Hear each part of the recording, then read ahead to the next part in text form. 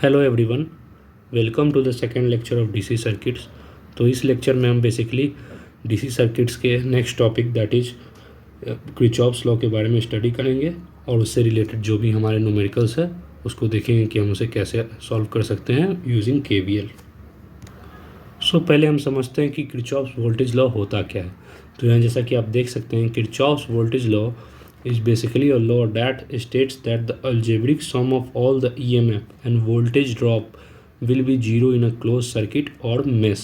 It means that एक अगर closed circuit है, let us assume अगर ये closed circuit है और यहाँ हमारा पावर सप्लाई है, वोल्टेज V है, तो यहाँ जो ओवरऑल पोटेंशियल ड्रॉप होगा इस क्लोज सर्किट में, यहाँ से वापस रिटर्न होने तक, प्लस से माइनस तक के बीच का वो समेशन V जो होगा वो जीरो होगा फॉर ये लूप 1। लूप आप इसे लूप भी कह सकते हैं और मेश में, जैसा कि लास्ट वीडियो में मैंने डिस्क्राइब किया था कि मेश और लूप दोनों सेम ही चीज़ होते हैं, पर बस एक मेश के अंदर कोई और लूप नहीं होता, बट एक लूप के अंदर मल्टीपल मेश हो सकते हैं। तो चलिए आगे समझते हैं कि किरचॉफ्स वोल्टेज लॉ को हम कैसे न्यूमेरिकली डिस्क्राइब करेंगे।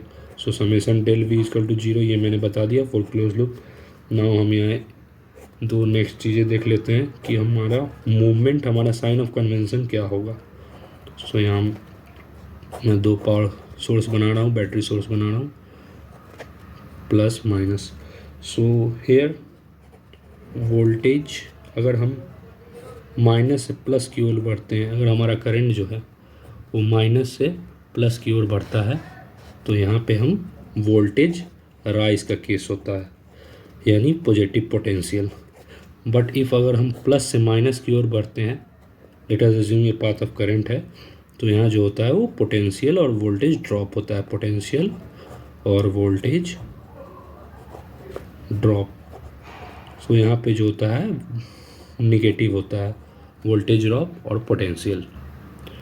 सो बेसिकली हम जो केवीएल है that is Kirchhoff's voltage law KVL, इसे हम मेश एनालिसिस पे यूज़ करते हैं। मेश एनालिसिस मैंने पिछले लेक्चर में भी आपको बताया था कि केवीएल जो है वो बेसिकली प्रेफर्ड होता है मेश एनालिसिस में, एंड जो केसीएल होता है वो बेसिकली प्रेफर्ड होता है नोडल एनालिसिस में। सो आज का टॉपिक जो हमारा है वो केवीएल है, तो हम बेसिकली पहले मेश एनालिसिस को समझेंगे। मेश एनालिसिस, मुझे उम्मीद है कि आपका मेश और लूप का कॉन्सेप्ट जो है वो क्लियर होगा। तो मेश क्वेश्चन टाइप्स पहले समझते हैं कि किस टाइप के क्वेश्चंस आपको पूछे जा सकते हैं। सो मेश क्वेश्चन टाइप्स, ये बेसिकली 3 ब्रांचेस में डिवाइड होते हैं मेश क्वेश्चन टाइप्स। जो फर्स्ट ब्रांच होती है उसमें हमें वोल्टेज सोर्स दिया रहता है, जो सेकेंड ब्रांच है उसमें हमें वोल्टेज, रेसिस्टेंस और करंट दिया रहता है, एंड जो थर्ड है वो हमारा है VRI। बट यहाँ जो है करंट जो है वो लूप के साइड में होता है, लेट अस अज्यूम लूप के साइड में, बट यहाँ जो करंट है वो बिटवीन द लूप्स होता है, बिटवीन द लूप्स। सो मैं इन तीनों का डायग्राम भी आपको क्लियर कर देता हूँ। सो फर्स्ट ऑफ ऑल ये वोल्टेज सोर्स का आप देख सकते हैं, ये मैंने लिया, यहाँ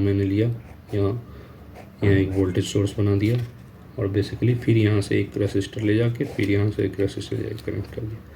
यहाँ पे देख सकते हैं मैंने ये यहाँ पे पावर सप्लाई दिया, यहाँ एक रेसिस्टर लगाया, और यहाँ एक करंट सोर्स को एरो से रिप्रेजेंट करते हैं। अगर आप लोगों में से किसी को नहीं पता हो तो प्लीज़ नोट डाउन कर लें कि करंट सोर्स है, ये जो एरो होता है, मैं यहाँ साइड में बता देता हूँ, ये जो एरो होता है ये करंट सोर्स को रिप्रेजेंट करता है, करंट सोर्स को रिप्रेजेंट करता है।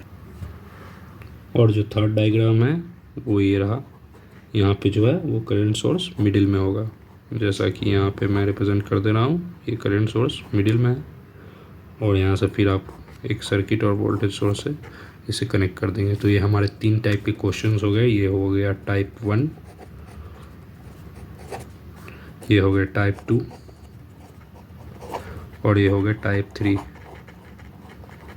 एग्ज़ाम में आपको स्टूडेंट्स इन तीनों टाइप में से किसी भी टाइप पे क्वेश्चन आ सकते हैं, पर हमें इन तीनों टाइप से देख कर इसे डरना नहीं है, क्योंकि तीनों टाइप में जो हम बेसिक कॉन्सेप्ट है वही लगाएंगे। तीनों टाइप का जो वे ऑफ सॉल्विंग है वो सेम होगा। बस ये जो करंट सोर्स है इसमें एक फर्दर कैलकुलेशन करना पड़ता है, जो मैं आपको नेक्स्ट जो क्वेश्चन कराऊंगा अभी आगे उसमें मैं बता दूंगा। सो पहले रूल्स को देख लेंगे। तो रूल बेसिकली है assume I that is current in clockwise direction in all mesh. So जैसे हम कोई भी क्वेश्चन को बनाएंगे तो उसमें जो डायरेक्शन ऑफ करंट जो है वो क्लॉकवाइज लेंगे, किसी भी मेश में जो है डायरेक्शन ऑफ करंट क्लॉकवाइज लेंगे। सो स्टूडेंट्स, यहाँ जैसे कि हमारे पास ये क्वेश्चन है जिसमें आप देख सकते हैं जो वोल्टेज सोर्स है वो दोनों साइड में है, जो कि टाइप 1 क्वेश्चन है, टाइप 1 का ये क्वेश्चन है। तो इस बेसिकली इसमें आप देख सकते हैं। सो इसको सॉल्व करेंगे हम। तो पहले आपको इसमें फाइंड करना पड़ेगा कि इसमें कितने मेशेज हैं। तो जैसे आप यहाँ देख सकते हैं, यहाँ ये जो है ये 1, ये 2 और ये 3। सो बेसिकली हमारे पास 3 मेशेज हैं, 3 measures, that is 1, 2 and 3। KVL का कोई भी क्वेश्चन जो होगा वो हम लूप पे नहीं बल्कि मेश एनालिसिस पे सॉल्व करेंगे, यानी एक ऐसा लूप जिसके अंदर और कोई लूप ना हो। सो यहाँ पे हम एक clockwise direction of current I1 suppose करेंगे, ये रूल है। यहाँ पे हम एक करंट I2 सपोज करेंगे और सिमिलरली यहाँ पे करंट I3 सपोज करेंगे। नाउ हम मेश 1 के लिए सॉल्व करेंगे फॉर मेश 1। सो मैंने केवीएल में क्या पढ़ाया था कि जो समेशन ऑफ वोल्टेज ड्रॉप होता है is equal to 0 in closed loop, ये पीछे मैंने आपको पढ़ाया है। तो यहाँ पे जैसे कि फॉर मेश 1 और लूप 1 जो है यहाँ पे, तो यहाँ जब भी हम बढ़ेंगे 10 वोल्ट, जैसे ये एक रूल है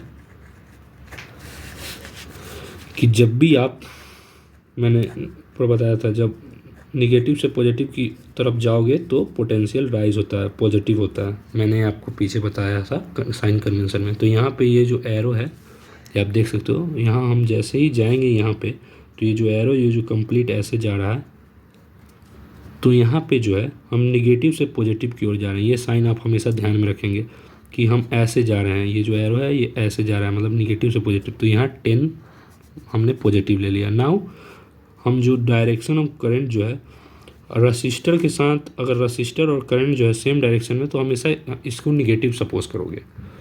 जैसे कि कोई भी रसिस्टर है ऐसे, जैसे मैं यहाँ लिख देता हूँ, वहाँ दिख नहीं रहा है, जैसे यहाँ मैं साइड में लिख दे रहा हूँ। जैसे कोई भी ये रसिस्टर है 4 ओम की, और यहाँ से अगर करंट जा रही है I, तो अगर V है डेल V, तो इसे -4I सपोज करोगे। ये मेरा खुद का कन्वेंशन है, आप चाहें तो +4I ले सकते हैं और ये लूप एंटी क्लॉकवाइज भी ले सकते हैं, बट वो थोड़ा डिफ़िकल्ट हो जाता है, इसलिए मैंने ये इजी कन्वेंशन आपको बताया। नाउ यहाँ पे हम जाएंगे, यहाँ 4I है तो यहाँ 4, तो -4I1 करेंगे।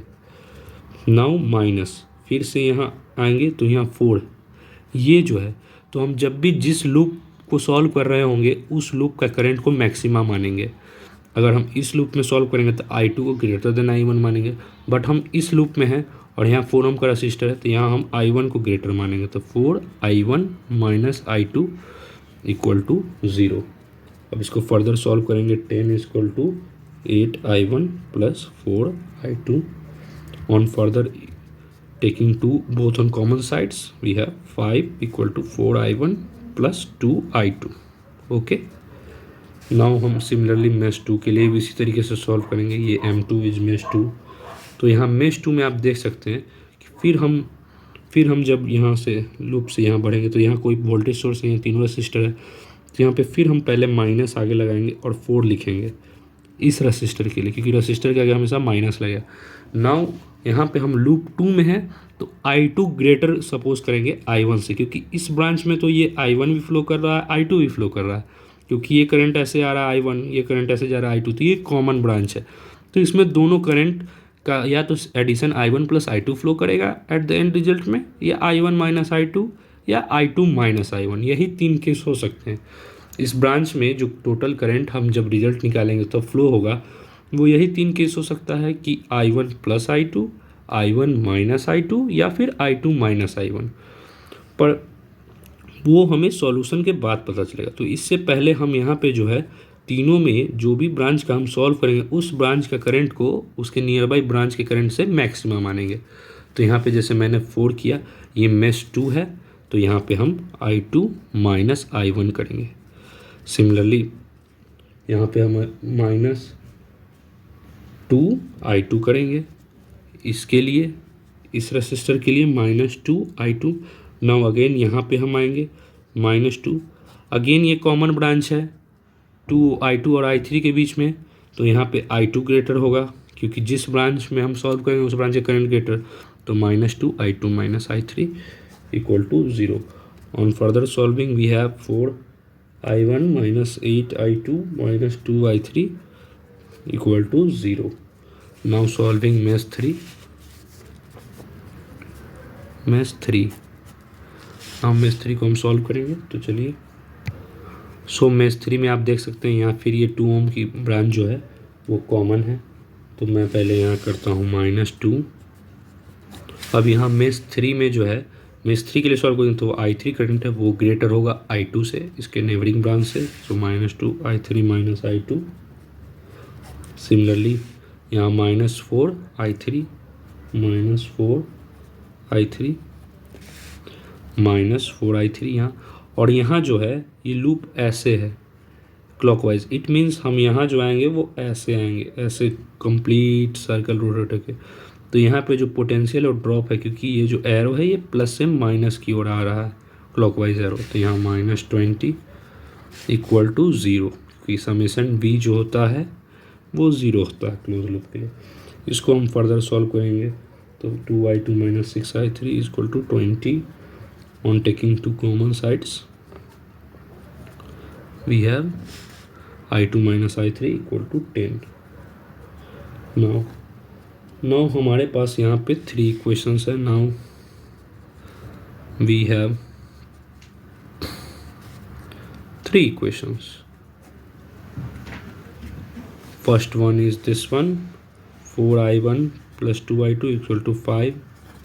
second one is this one and third one is this one। so इन तीनों को on solving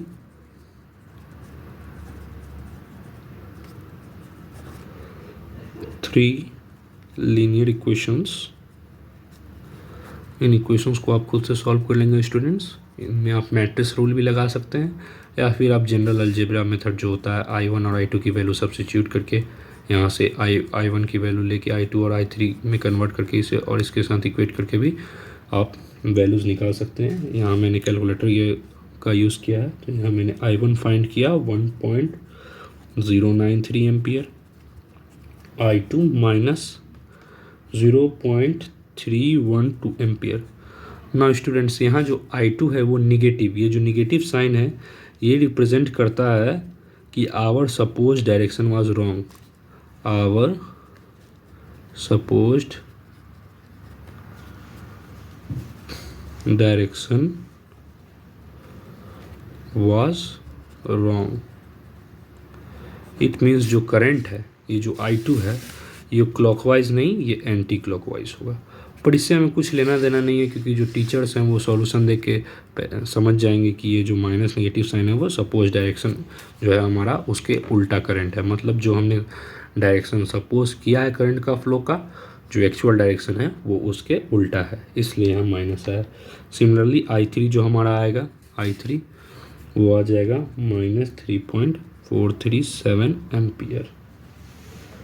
सो यहाँ पे हम किसी भी ब्रांच के थ्रू करंट निकाल सकते हैं, जैसे कि मैंने यहाँ पे क्वेश्चन बताया था I1 और I2 में। तो यहाँ जो भी ग्रेटर है I1 और I2 में, आप उससे ब्रांच का करंट निकाल सकते हैं। जैसे मैं निकाल सकता हूँ IAB का, एक ब्रांच का, किसी भी ब्रांच का करंट मैं निकाल सकता हूँ। IAB जैसे अगर इस ब्रांच को हम A माने और इसको B माने, तो IAB क्या होगा, IAB हेयर I1 जो है वो बड़ा है I2 से, तो I1 माइनस I2 होगा। तो यहाँ पे 1.093 माइनस -0.312। ये जो साइन कन्वेंशन है करंट के साथ स्टूडेंट्स, उसे छोड़ना नहीं कैलकुलेशन में। अगर आप उसे कैलकुलेशन में छोड़ोगे तो वो रॉन्ग हो जाएगा। अब इसे फर्दर कैलकुलेट करेंगे तो हमारे पास आएगा 5, 9, 1, 10, 3 and 4, so 1.405 ampere. That's all. So students, ये हमारा टाइप 2 क्वेश्चन है जिसमें हमें करंट सोर्स मिल रहा है। ये जो करंट सोर्स है ये 12 एम्पेयर का है। ये रिप्रेजेंट कर रहा है कि इससे जो करंट फ्लो है वो 12 एम्पेयर का। नाउ यहाँ भी स्टूडेंट्स हम वही सिंपल कॉन्सेप्ट लगाएंगे जो हमने फर्स्ट लेक्चर में लगाया, फर्स्ट क्वेश्चन में लगाया था। सो यहाँ हमारे पास मेश 1 है, यहाँ मेश 2 है, यहाँ मेश 3 है। Same concept, I1 clockwise direction में, I2 क्लॉकवाइज डायरेक्शन में, I3 क्लॉकवाइज डायरेक्शन में। Now 3 meshes in circuit, 3 meshes in circuit. So use in KVL equation. तो स्टूडेंट्स, मैं फिर से वही सेम चीज़ करने जा रहा हूँ। M1 मेश के लिए मैं यहाँ अप्लाई कर रहा हूँ। यहाँ मैं जा रहा हूँ फिर से, यहाँ निगेटिव से पॉजिटिव की तरफ हमारा लूप जा रहा है। तो ये 30 रजिस्टर के लिए मैंने आपको बताया था माइनस आगे लगेंगे, -10। यहाँ बस कोई नहीं है, बस सिंगल ब्रांच में है तो I1, फिर -10।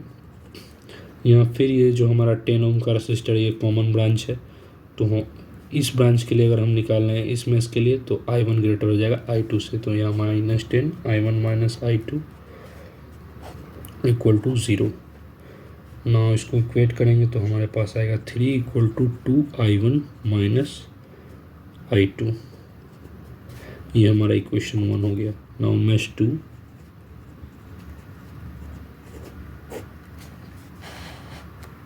यहाँ सेम कॉन्सेप्ट लगाएंगे। यहाँ फिर से हमारे पास आया ये जो ब्रांच है ये कॉमन ब्रांच है, हम ऐसे मूव कर रहे हैं क्लॉकवाइज। तो यहाँ माइनस आगे लगेगा, माइनस, फिर 10 इंटू, फिर हम यहाँ मेश 2 के लिए यूज़ कर रहे हैं कॉन्सेप्ट। तो यहाँ पे हम मेश 2 के लिए जब यूज़ करेंगे, मेश 2 के लिए फाइंड करेंगे करंट, तो यहाँ I2 को ग्रेटर सपोज करेंगे, जैसा कि पिछले वाले क्वेश्चन में भी मैंने किया। तो -I2 माइनस I1, फिर माइनस, यहाँ ये 5 ओम का रेसिस्टर है तो -5I2, फिर -5। हम यहाँ जो थर्ड है 5 ओम का रेसिस्टर, ये I2 I3 के बीच में, पर यहाँ मेश 2 के लिए लगा रहे हैं। तो फिर वही चीज़ I3 और ये I2 में I2 ग्रेटर हो जाएगा। तो ये -5I2 minus I3 equal to 0।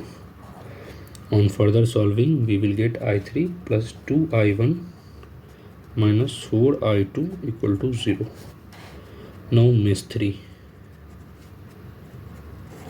Mesh 3 में हमें जब भी ऐसा करंट सोर्स दिया हो तो मेश 3 में हमें कुछ सॉल्व ही नहीं करना है, क्योंकि हमें यहाँ ऑलरेडी दिया गया है कि मेश 3 में जो करंट है वो 12 एम्पियर है। बस हमें सपोज करना है, देखना है कि हमारा डायरेक्शन और करंट का डायरेक्शन क्या है। तो यहाँ मेश 3 में जैसा कि आप देख सकते हैं, हमने सारे मेश में क्लॉकवाइज करंट को माना है और यहाँ जो करंट है ये अपवर्ड है।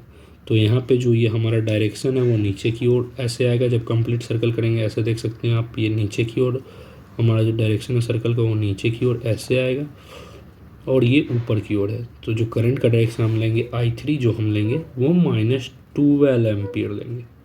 ये हमने क्यों किया माइनस, ये क्यों लगा माइनस, क्योंकि यहाँ पे जो है वो करंट डायरेक्शन +12 एम्पियर दिया हुआ है और ऊपर की ओर है। एक करंट डायरेक्शन जो वो अपवर्ड है, पर जो हम सर्कल सपोज कर रहे हैं, जो हम anti clockwise loop clockwise loop जो हम सपोज कर रहे हैं वो नीचे की ओर यहाँ पे आएगा जब हम क्लॉकवाइज मूव करेंगे। सो यहाँ जो हमारा डायरेक्शन है वो रेसिप्रोकल हो जाएगा। तो I3 equal to -12 ampere. Students, ऐसे किसी भी क्वेश्चन में अगर आप एंटी क्लॉकवाइज लूप सपोज करते हो तब यहाँ ये भी एंटी क्लॉकवाइज लोगे, ये भी एंटी क्लॉकवाइज लोगे और ये भी एंटी क्लॉकवाइज लोगे। इससे आपका जो क्वेश्चन है वो ईजिली सॉल्व होगा। तो यहाँ ये आपका +12 आ जाएगा। अगर यही जो डायरेक्शन है वो नीचे की तरफ एरो होता है, अगर ऐसा केस होता, मान लो जो गिवन करंट सोर्स है वो ऐसे होता और हमने ये जो क्लॉकवाइज लूप लगाया तो यहाँ I3 हमारा +12 होता। पर यहाँ पे जो है ये रेसिप्रोकल है, ये केस है, केस 1, तो इसलिए यहाँ पे नेगेटिव लगेगा। नाउ हमारे पास दो इक्वेशंस बची, -2 I2 इक्वल टू 3 और 2I1 minus 4I2 equal to -3। ये इक्वेशन सेकंड से हमने इसे इधर शिफ्ट किया, यहाँ लाया, I3 की वैल्यू पुट कर देंगे, I3 equal to -12 minus I3 हुआ -i3 इक्वल टू 12 हो जाएगा यहाँ पे, क्योंकि यहाँ -i3 है। तो -i3 स्टूडेंट्स आप ये मिस्टेक नहीं कीजिएगा कि -i3 है तो यहाँ बस -12 लिख दें। यहाँ -i3 it means minus of -12, it means +12।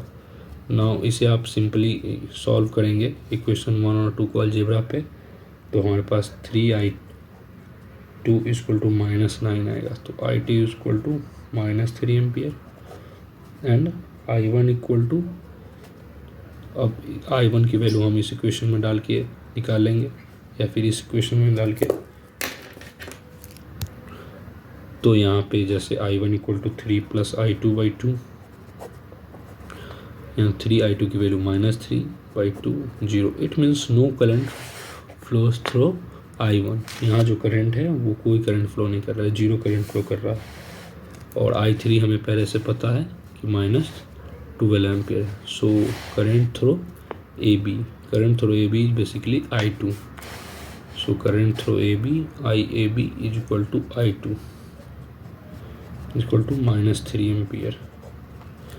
It means हमारा जो डायरेक्शन है वो यहाँ भी सपोज एंटी क्लॉकवाइज रॉन्ग था, मतलब हमारा जो डायरेक्शन था और जो एक्चुअल डायरेक्शन है वो अपोजिट है। हमने क्लॉकवाइज सपोर्ट किया, जो एक्चुअल डायरेक्शन है वो एंटी क्लॉकवाइज।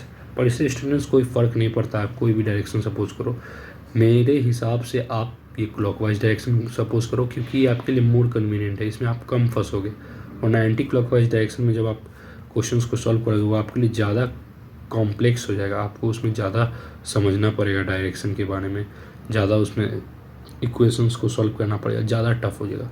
और ये आप एक सिंपल रूल लेके चलोगे कि क्लॉकवाइज डायरेक्शन में कोई भी लूप हो, किसी भी टाइप का क्वेश्चन हो, आपको बस क्लॉकवाइज लूप लगाना है, क्लॉकवाइज लूप लगाना है, क्लॉकवाइज लूप लगाना, क्लॉकवाइज करंट का डायरेक्शन सपोज करना है, बस इससे आप कोई भी क्वेश्चन को आसानी से सॉल्व कर लोगे। स्टूडेंट्स, तो अब हम अपने लास्ट टाइप ऑफ क्वेश्चंस पे हैं, जो कि थर्ड टाइप है, जिसमें जो करंट सोर्स है वो इन बिटवीन द सर्किट होता है। इसमें भी हमें क्या करना है, बस एक i1 सपोज करना है, यहाँ पे क्लॉकवाइज एक i2 एक i3, यहाँ भी 3 मैसेज है, ये i3 ये i2 ये i1। स्टूडेंट, ये जो टाइप का क्वेश्चन है ये थोड़ा लेंदी होता है और थोड़ा टफ भी। इसमें एक न्यू कॉन्सेप्ट लगता है जो कि होता है सुपर मेश मेथड। सो यहाँ पे जैसे आप सपोज करेंगे, यहाँ करंट सोर्स हमारा बीच में दिया हुआ है, तो यहाँ पे मैं अगर दिखाऊं लूप के बाहर, तो ये करंट सोर्स है, तो यहाँ पे ऐसे जा रहा है, या आप देख सकते हैं ये i2 है, ये i1 है। ठीक है स्टूडेंट्स, तो मैं अगर i2 को यहाँ किसी को भी ग्रेटर आप सपोज करो, मैं यहाँ i2 को ग्रेटर सपोज कर रहा हूँ, एक सपोजिशन है, तो यहाँ गिवन है हमारा ये 5 एम्पियर। ऑलराइट, तो यहाँ हमारा क्या आ जाएगा answer, i2 - i1 equal to 5 ampere. ये हमारा यहाँ से आया कि ये अपवर्ड की ओर करंट है, मैंने इसी लूप को आगे बढ़ाया है ऐसे, और इस लूप को ऐसे करेंगे तो यहाँ डाउनवर्ड है, ये बीच में एक बस एक करंट सोर्स है, आप यहाँ देख सकते हैं। तो यहाँ पे जब मैंने इसे बाहर निकाल के ऐसे लिखा, तो यहाँ पे हमारे पास एक ये इंफॉर्मेशन आई कि i2 - i1 जो है वो 5 ampere. Now super mesh method क्या होता है, जो बीच का करंट सोर्स है, जो करंट सोर्स का वायर है, इसको हम गायब कर देते हैं, तो हमारा सर्किट ऐसा दिखेगा, रिमूव करंट सोर्स वायर, और इसी को हम कहते हैं super mesh method. Super mesh method students, जो सुपर मेश मेथड है ये आपके बेसिकली कम्पिटिटिव एग्जामिनेशन के लिए है। ये आपको बहुत कम चांस है कि किसी यूनिवर्सिटी एग्जामिनेशन में आ सकता है, पर आप इसे पढ़ लेंगे तो ये आपके लिए अच्छा होगा, आपकी नॉलेज में इंक्रीज़ होगा इससे, और आप जो फर्दर जो मैंने पीछे सर्किट्स बनाए उनको और इजीली सॉल्व कर पाओगे। तो हमारा जो न्यू सर्किट होगा आफ्टर सुपर मेश मेथड वो ये होगा।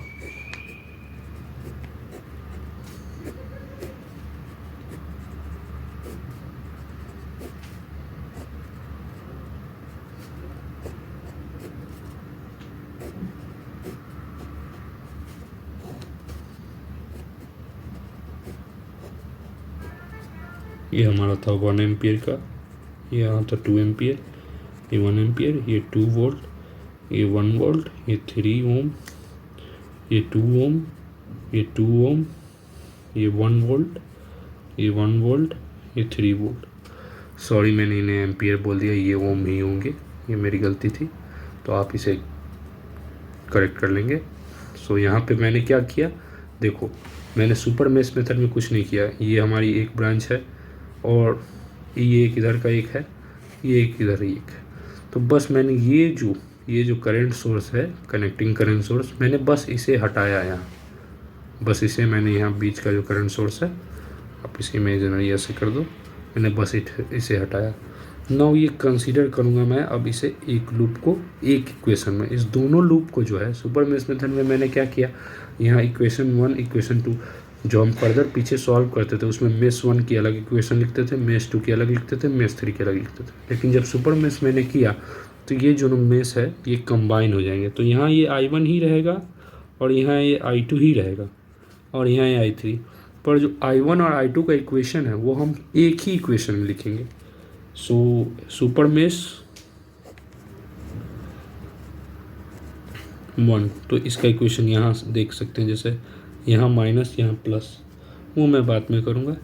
पहले यहाँ I1 के लिए ये तो -1 इंटू I1, फिर यहाँ ये ऐसे घूमे -1 इंटू I1 सॉरी, ये I1 यहाँ गया पहले, फिर यहाँ गया, फिर ऐसे हमने घुमा यहाँ 2 ओम, तो -2 I1।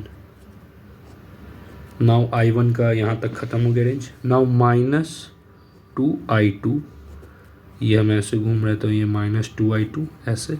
नाउ ये I3 कॉमन ब्रांच है तो -3 I2 -I3, ये कॉमन ब्रांच है फिर से, तो ये I2 के साथ है और इधर I3 के साथ है, तो I2 ग्रेटर हो जाएगा क्योंकि हम इसमें इसके लिए सॉल्व कर रहे हैं। और नाउ आखिरी में जो वोल्टेज सोर्स है, यहाँ पे भी वोल्टेज सोर्स ऐसे जा रहे हैं तो माइनस से प्लस, तो +2 वोल्ट, और यहाँ पे भी जा रहे हैं तो ये माइनस से प्लस। ये छोटा जो सिंबल होता है ये माइनस के लिए होता है, ये प्लस जो होता है ये बड़े सिंबल के लिए होता है। जैसे ये जो सिंबल है इसमें जो बड़ा वाला जो स्केल है और ये छोटा स्केल है, जैसे ये बड़ा वाली जो लेंथ, छोटी वाली लेंथ है ये निगेटिव सिंबल को, बैटरी के निगेटिव टर्मिनल को रिप्रेजेंट करती है, और ये बड़ी वाली जो लेंथ है ये पॉजिटिव टर्मिनल को। +2 +1 सिमिलरली इसके लिए इक्वल टू 0। नाउ इसे हम फर्दर सॉल्व करेंगे। -4 I1 -2 I2 -3 I2 +3 I3 +3 equal to 0। On further processing we have -4 I1 -5 I2 +3 I3 equal to -3। ये हमारा जो है वो इक्वेशन 1 हुआ। नाउ हम मेश 2 को सॉल्व करेंगे। मेश 2, हमने ये एक सुपर मेश को सॉल्व किया पर अभी भी हमारे पास ये एक मेश है, तो यहाँ पे हमारे पास I1 जो है, नाउ यहाँ -3 I3 -I2, सिमिलर केस, ये कॉमन ब्रांच तो I3 ग्रेटर हो जाएगा इस मेश के लिए और I2 छोटा हो जाएगा। यहाँ पे -2 I3, फिर ऐसे बढ़ेंगे तो यहाँ पॉजिटिव से नेगेटिव की तरफ बढ़ रहे हैं तो -1, फिर यहाँ बढ़ रहे हैं नेगेटिव से पॉजिटिव की तरफ। यहाँ पे हम पॉजिटिव से नेगेटिव की ओर बढ़ रहे हैं, ये पॉजिटिव ये नेगेटिव, ये बड़ा है ये छोटा है, तो यहाँ -1 आया। नाउ यहाँ पे हम जो बढ़ रहे हैं वो निगेटिव से पॉजिटिव की तरफ बढ़ रहे हैं तो +3 इक्वल टू 0। यहाँ पे +3 के बाद एक और आएगा स्टूडेंट्स, जो कि यहाँ से हम घूमेंगे तो ये -I3 now on solving. -4 I3 -2 I3 +3 I2 equal to -2. So here 3 I2 -6 I3 equal to -2. So यहाँ I2 -2 I3 equal to -2। यहाँ पास इक्वेशन 2 है, हमने यहाँ 2 को कॉमन किया बस, और कुछ नहीं। नो स्टूडेंट्स, हमें पता था पहले कि I1 जो है वो I2 -5 है, यहाँ पे हमने देखा था I2 minus I1 equal to 5 ampere, तो 5 को इधर हम ले आएंगे तो I1 equal to I2 minus 5 ये हो गया। नाउ हम इसे सब्स्टिट्यूट करेंगे इक्वेशन में फर्स्ट में, तो -4I1 जो हमारा फर्स्ट इक्वेशन था, -4I1 minus 5I2 plus 3I3 equal to -3, ये हमारा इक्वेशन 1 था। अब इसमें हम सब्स्टिट्यूट करेंगे तो हमारा आ जाएगा -9I2, इसे आप I1 की वैल्यू को यहाँ सब्स्टिट्यूट करोगे, plus 20 plus 3I3 equal to -3 minus 9I2 plus 3I3 equal to -23। Similarly now ये हमारे पास इक्वेशन 4 आया और इक्वेशन 3 में, तो -9I2 plus 3I3 equal to -23। ना इक्वेशन 2 जो हमारे पास था, इक्वेशन 2 वो था 9I2 minus 18I3 equal to -6। ये जो है इक्वेशन 3 है, ये इक्वेशन 4। ये इक्वेशन 3 कहाँ से आया? ये इक्वेशन 3 यहाँ से आया, जो हमारे पास ये जो इक्वेशन 3I2 माइनस 6 सो इसे हमने लीनियर अलजेब्रा में सॉल्व करने के लिए इसे हमने ओवरऑल 3 से मल्टीप्लाई कर दिया है, ओवरऑल 3 से मल्टीप्लाई कर दिया। इस पूरे से हमने लीनियर इक्वेशन को 3 से मल्टीप्लाई किया। क्यों किया है? क्योंकि यहाँ पे जो है हमारा 9I2 आ रहा है, -9I2 आ रहा है इक्वेशन 4 में, और इधर हमारा प्लस में 3I2 है, प्लस में 3I2 है। तो ये हम 3 से मल्टीप्लाई कर देंगे तो ये 9I2 प्लस में आ जाएगा। तो यहाँ पे जो हमारा ओवरऑल जो इक्वेशन है वो यहाँ से अगर एडिशन करते हैं तो ये माइनस प्लस कैंसिल हो जाता है, -15I3 इक्वल टू, यहाँ भी माइनस, यहाँ पे माइनस माइनस माइनस हो जाएगा -29। सो यहाँ से I3 हमारे पास आ गया +29/15, माइनस माइनस कैंसिल हो जाएगा। सिमिलरली I2 जो आ जाएगा वो 16/5 आ जाएगा। सो स्टूडेंट्स हमने यहाँ, और I1 आप यहाँ से फाइंड कर सकते हैं I2 माइनस 5, यहाँ से I2 माइनस 5 में I2 की वैल्यू डाल के आप I1 भी फाइंड कर सकते हैं। सो स्टूडेंट्स आज हमने बेसिकली KVL के जो सारे 3 टाइप के क्वेश्चंस होते हैं उसे सॉल्व किया, जो थर्ड टाइप मैंने बताया, जो सेकेंड टाइप बताया, जो फर्स्ट टाइप बताया। सो इसमें जो भी KVL से रिलेटेड आप क्वेश्चंस है वो आराम से इजीली कर लोगे। इन दोनों टाइप के अलावा, इन तीनों टाइप के अलावा आप कोई भी टाइप की पढ़ने की और कोई ज़रूरत नहीं है। आप इन 3 टाइप से KVL के टफ से टफ और इजी से इजी क्वेश्चंस कर लोगे। तो नेक्स्ट वीडियो में हम KCL की तरफ पढ़ेंगे। तब तक के लिए थैंक यू और अपना ख्याल रखिए। Keep working hard.